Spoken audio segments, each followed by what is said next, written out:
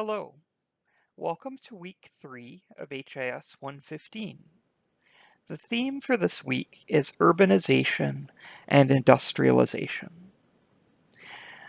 Today, the United States is a primarily urban country. More than half of the population of the United States lives in cities. In fact, more than 2/3 of Americans live in urban areas.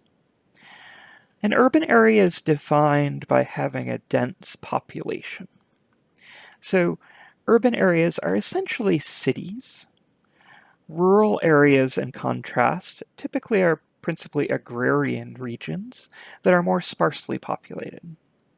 The census actually determines which areas are urban versus rural based purely on population density.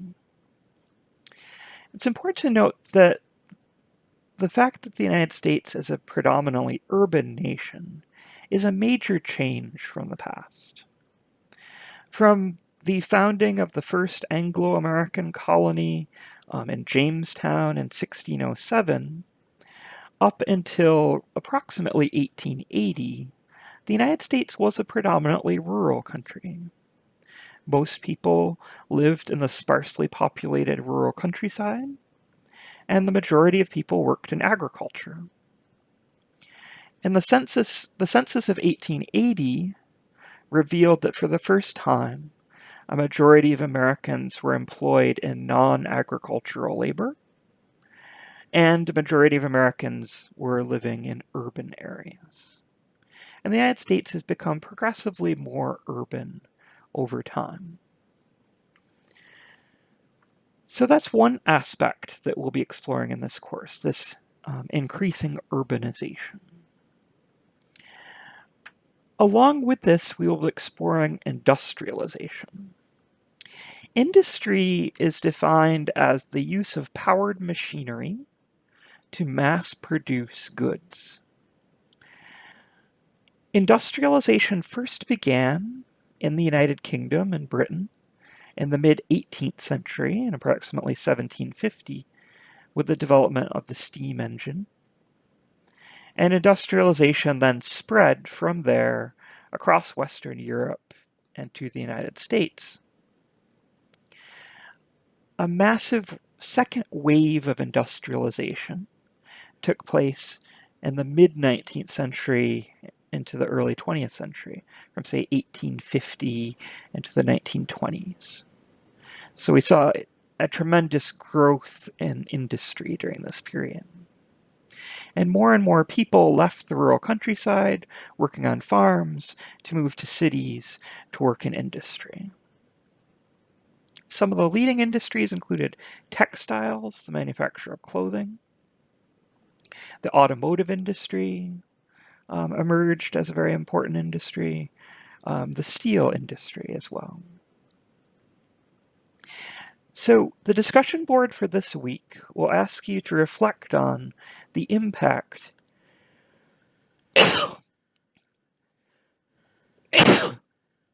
excuse me, the impact that urbanization and industrialization have had on different groups of Americans. Specifically, you're asked to reflect on the impact that it had on the working class, the middle class, and the upper class. Working class would be people who work for typically hourly wages. Many of these people would be working in industry. The middle class would typically be the class of white-collar workers, management, and professionals. Then the upper class would be the wealthy who actually owned the businesses and industries of this period. You also have a writing assignment to complete for this week. And here you're asked to comment upon the intersection of industrialization, urbanization, and immigration. This period from the mid-19th century through the early 20th century was also a period of vast immigration to the United States.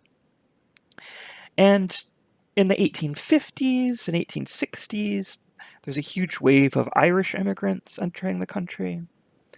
From the 1880s to the 1920s, most immigrants were coming from Southern or Eastern Europe, from the Italian Peninsula and the Russian Empire and the Austro-Hungarian Empire.